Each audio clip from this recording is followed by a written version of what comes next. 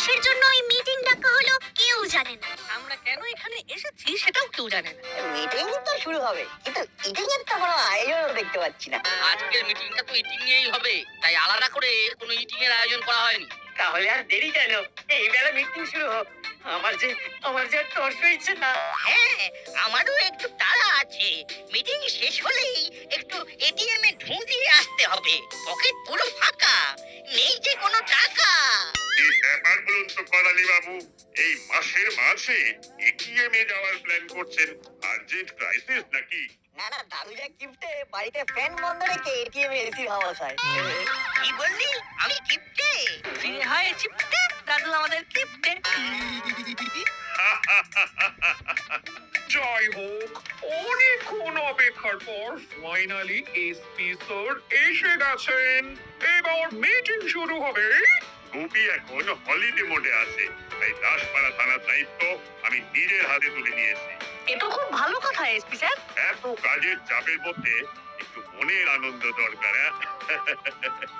তাই সবাই মিলে একটু খাওয়া দাওয়া করার প্ল্যান করেছি আর কি।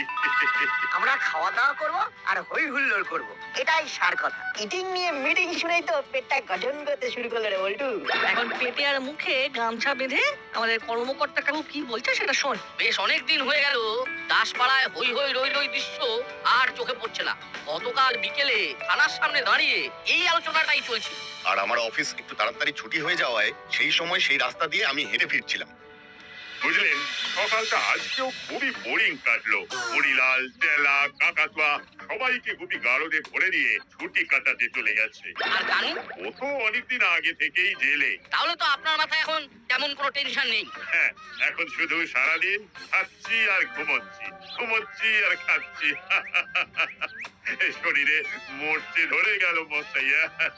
আমারও সেই রকমই হাল। দাসপাড়ার বাজারে মাস কয়েক ধরে তাজা তাজা রং বেরঙের সবজি আসছে। হ্যাঁ, তা তো আসছে, কিন্তু এক নাগারে আর কবজি ডুবিয়ে সবজি ভাত কতদিন ভালো লাগে বলুন তো? সেটাও ঠিক কথা। আরে রজনী বাবু যে আজ তাড়াতাড়ি বাড়ি ফিরছেন যে, মানে ওই শরীর টরীর ঠিক আছে তো নাকি? আরে হ্যাঁ হ্যাঁ, অফিসের কাজ তাড়াতাড়ি শেষ হয়ে গেল, তাই ভাবলাম আজ বিকেল বিকেল বাড়ি ফিরি। একটানা কাজ করে করে হাঁপিয়ে উঠেছি মশাই। আমাদেরও সেই কথাই হচ্ছিল। তার মানে কথা এই দাঁড়াচ্ছে যে এই মুহূর্তে আমরা সকলেই নানান কারণে ক্লান্ত। এর একটা বিহিত তো তাহলে করতেই হচ্ছে। আরে আমার ছেলেটার কথা তো জানেনি, নাটের মনের রাস্তা শুরু হয় পেট দিয়ে। পেটে একটু জম্পেশ খাবার দাবার করলেই আমাদের বাপ বেটার মেজাজ তরতাজা হয়ে ওঠে। কথায় কথায় একটা আস্ত প্ল্যান মাথায় খেলিয়ে দিলেন মশাই। ইউরেকা ইউরেকা, সমাধান পেয়ে গেছি। এর মধ্যে আবার কিসের প্রশ্ন, কিসের সমাধান? আরে সে তো আমার মাথাতেও কিছু ঢুকছে না। আরে মশাই, আমাদের সবাই মনের একটা রাস্তা এই বুড়ির সঙ্গেই কানেক্টেড। পেট শান্তি মানে মনও শান্ত। এটা আপনি ঠিক বলেছেন। এই কাছাকাছি কোনো ফরেস্টে একদিন বনভোজনের আয়োজন করলে কেমন হয়? আমার কোনো আপত্তি নেই।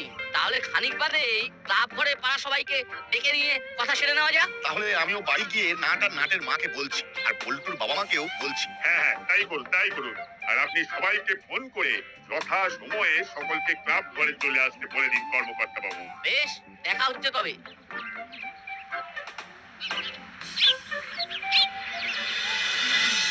ও আচ্ছা, এই কথা। তা বেশ বেশ, আমার কোনো আপত্তি নেই। সামনের রবিবারই হোক তবে। না না না, আমার আপত্তি আছে, আপত্তি আছে। আহা, পাড়ার সকলে মিলে এতদিন পর কোথায় হইচই করে জম্পেশ খাবার দাবার খাবো, হই হুল্লোড় করবো, এর মধ্যে আবার আপত্তি কিসের? আরে মিত্তি দিদি যখন বলছেন তখন নিশ্চয়ই ওনার কোনো সমস্যা আছে। বলুন দিদি। অনেকদিন বাড়িতে থেকে থেকে বোর হয়ে গেছি, তাই কর্তাকে বলেছি এই রবিবার আমাদের তিনজনের জন্য সমুদ্র সৈকতে যাওয়ার ট্রেনের টিকিট কেটে দিতে। আমি খুব দুঃখিত। এই দাদা, একদিনে দুটো অপশন, কোনটা ছেড়ে কোনটা খাই বলতো? আরে দাঁড়া দাঁড়া, মাথা ঠান্ডা কর। বেস্ট অপশনটাই কায়দা করে বেছে নিতে হবে, কি বুঝলি? আমি বলছি কি, বেড়াতে তো আমরাও বহুদিন কোথাও যাইনি। পিকনিক যখন হচ্ছেই তখন বাইরের কোনো পার্কে জঙ্গলেও করা যেতে পারে। ভালো মন্দ খাওয়া দাওয়ার সাথে একটু ঘুরে বেড়ানো যাবে। ওই দেখ দাদা, এইবারের প্ল্যানটাই কিন্তু সলিড। মাসির সঙ্গে বেড়াতে গেলে সেই মাসির হাত ধরেই ঘুরে বেড়াতে হবে, তার থেকে পিকনিকই ভালো। ঠিক বলেছিস হলো। এই ভালো মন্দ খাওয়া দাওয়ার সুযোগ কোনোভাবেই হাত ছাড়া করতে ইচ্ছে করছে না রে ভাই। তখন দিকে বিড়বিড় করে কি এত আলোচনা করছো বলো তো তোমরা? বলো তোমরা কি চাও, সমুদ্র নাকি জঙ্গলে পিকনিক? হ্যাঁ বল বল। না মানে মাসি, আমরা আর কি বলবো, তুমি যা বলবে তাই হবে। আরে এই হলো, এসব কি বলছিস? মাসিকে বল যে আমরা পিকনিকে যাবো। এই বাটালি, তুই আবার কি বলছিস হলোকে? আমাকে বল তুই কি চাস?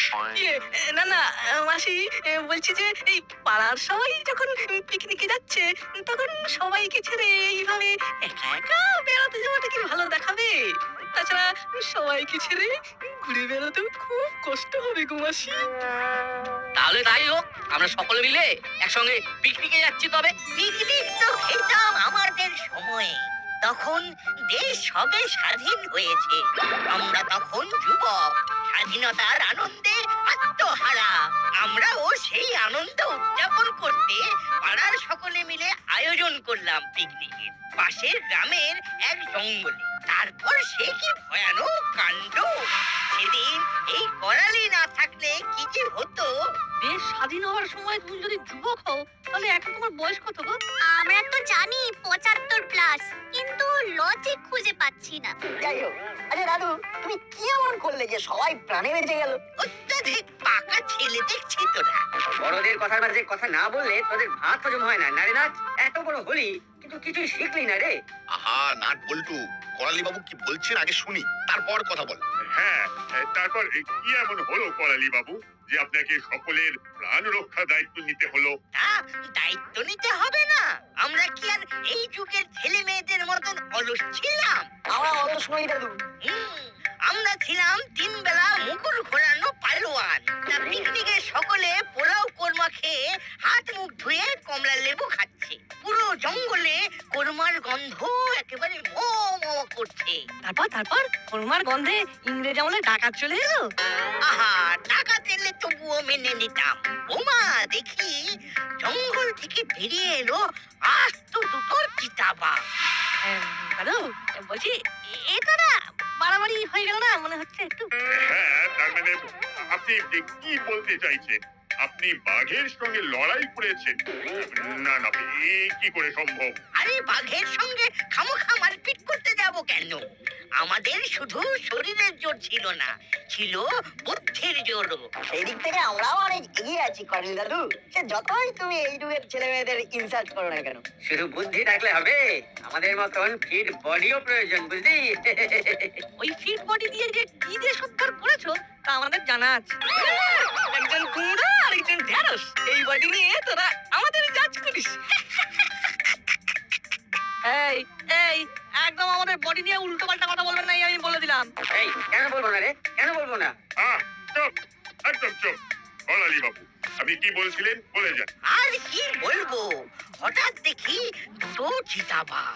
তারপর আমাকে দেখে ওরা ঘাবড়ে গিয়ে যেই না একটু এগিয়ে এসেছে, অমনি আমি পাশে থাকা একটা বড় স্টিলের গামলা তুলে সেটায় পেল্লাই এক খুন্তি দিয়ে ঢাকের মতন বাজাতে থাকলাম, আর বাঘের দিকে এগিয়ে যেতে থাকলাম। তারপর বাঘ ভয় পালালো।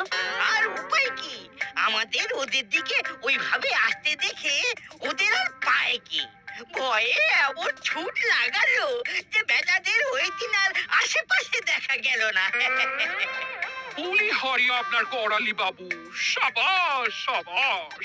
সব ঠিকই আছে, কিন্তু দাদু তোমার বয়স এখন যেন কত? কত আর এই 75 প্লাস হতে চললো, তবুও এখনো আছে তেমনি গায়ের জোর আর বুদ্ধির জোর।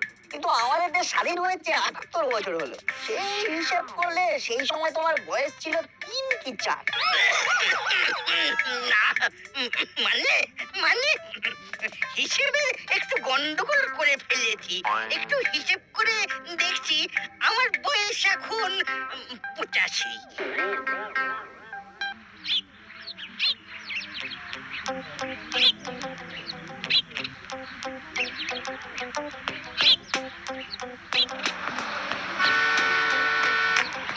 কিরে নাট, সেই সকাল থেকে দেখছি, স্কুলেও দেখলাম তোরা কিরকম মুখ গোমরা করে বসে বসেছিলি? কি হয়েছে তোদের? খুলে বলতো।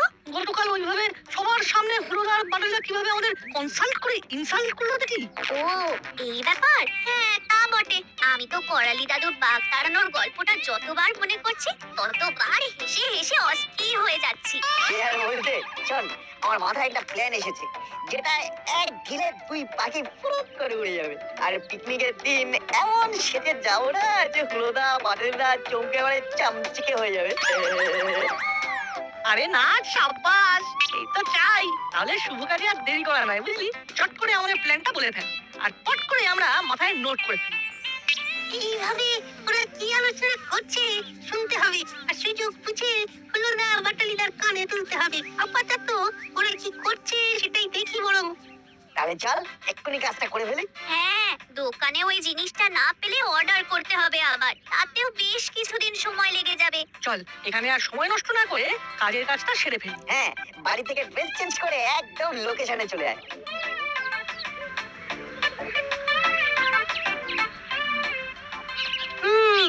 ওমা, ওরা কোথায় যেন যাচ্ছে। না, ওদেরকে চোখে চোখে রাখতে হবে।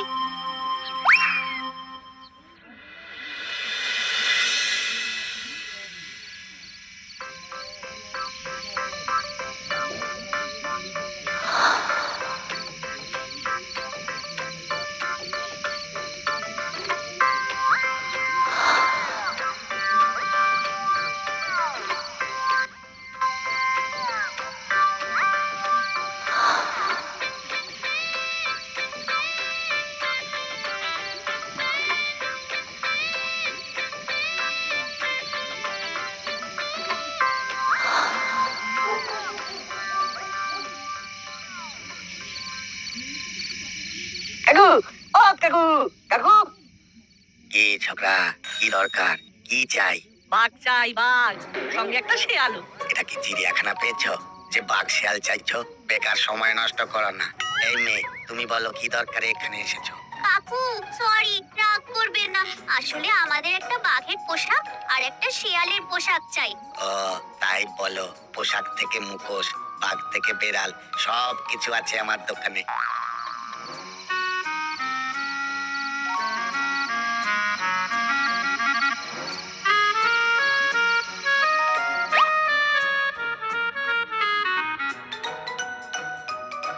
এই নাও, দেখো।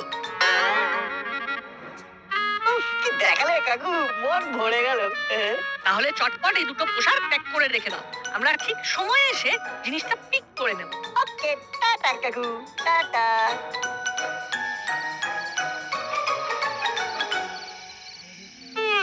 কিছুই তো কিনলো না, খালি হাতে বেরিয়ে এলো।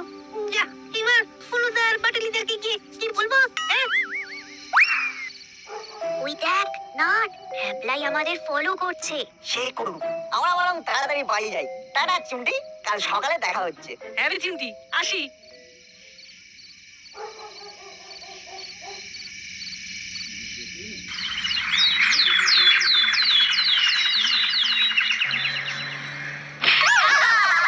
বাবা রে, কোমর গেল রে। আরে আরে, সরি সরি করালি বাবু, এক্সট্রিমলি সরি। এইভাবে যাত্রার শুরুতেই বিপদ। ওহ, ওরে বাবা রে, না জানে আজ কপালে কি কি আছে। ওই দেখ দাদা, ইচ্ছে দুটো সেই তখন থেকে সাজগোজ করেই যাচ্ছে। দেখ দেখ, এমন চকচকে জামা কাপড় পরেছে দুজনে। সেই তো দেখছি। কাল মাসিকে কতবার বললাম যে আমাদের দুটো নতুন জামা আলমারি থেকে বের করে দাও, কিছুতেই দিল না।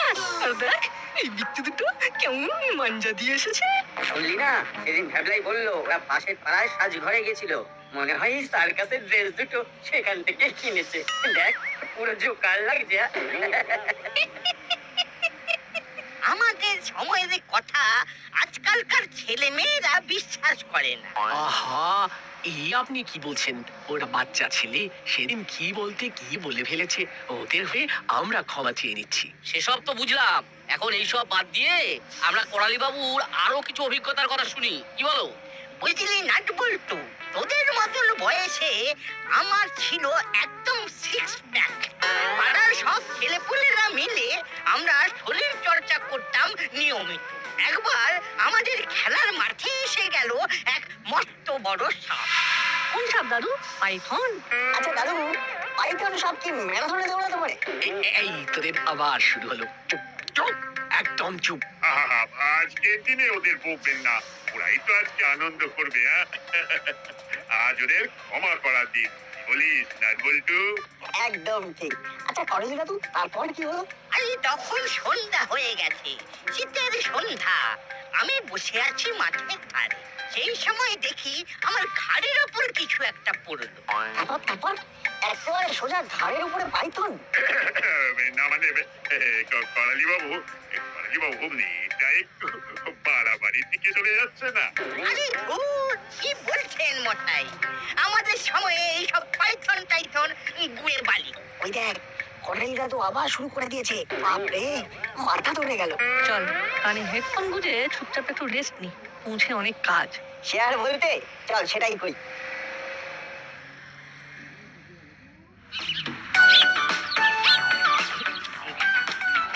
এই, আমাকে হাড়ের দিকে একটা মাংস দেবে। দাদু সাবধানে কিন্তু, তোমার দাঁতগুলো ফলস হতে পারে, কিন্তু মানুষের হাড়টা ফলস না। আজকে ছেলে পুলে নেহাত অল্প বয়সের বাচ্চা ছেলে, নইলে তোদের আমি দুটোকে দু হাতে তুলে পাক খাওয়াতাম। সরি দাদু, এক্সট্রিমলি সরি। আজকে রান্নাগুলো কি অপূর্ব রান্না। তা কিরে না, তোর কেমন লাগলো? সে আর বলতে, ফুলকপি রোস্ট খেলাম না মুরগির রোস্ট খেলাম, বুঝতেই পারলাম না। এক চিকেনের ফ্রাইড রাইসটা তো মুখে লেগে আছে। ওই যে এখনই কোথায় একসঙ্গে যাওয়ার কথা, আর এখনই নাট গল্প জুড়ে দিল। নাট, বিকেল থেকে রাত হতে চললো, আর সবার খাওয়াও প্রায় শেষ। আর একটু পরেই সবাই বাসে উঠে পড়বে। যা করার এক্ষুনি করতে হবে। আমরা হলাম এই যুগের শ্রেষ্ঠ দাসপাড়া খেলা তো ম্যাজিশিয়ান। তুই শুধু 1 থেকে 20 গোনা, দেখ কি হয়। বেশ, তাই করছি। 1, 2, 3, 4, 5। এই ছেলে দুটো আবার কোথায় গেল? গেছে এদিক সেদিক কোথাও, তুমি এত চিন্তা করো না। বলি চা তো শেষের পথে, ওরা তো এখনই এলো না। আমিও তো সেটাই ভাবছি। চায়ের সঙ্গে চা না থাকলে কি আর পিকনিকের সন্ধ্যা জমে? দাঁড়ান দাঁড়ান, আমি দেখে আসছি। এই সুযোগে 5-6টা এক্সট্রা পকোড়া খেয়ে নেব। যাই যাই, দেখি রান্নার ঠাকুরের কত দূর হলো।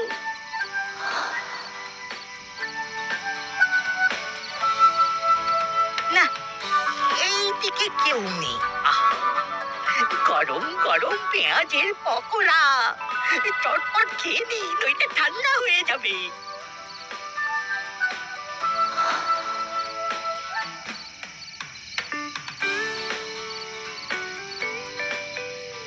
ও মা গো, ও বাবা গো, ওরে বাবা, মরে গেলাম রে।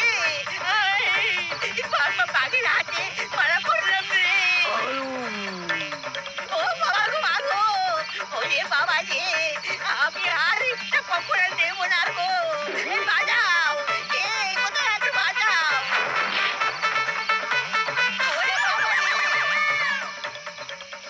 হুক্কা হুয়া। এই যা, কি কেলেঙ্কারি হলো রে বাবা।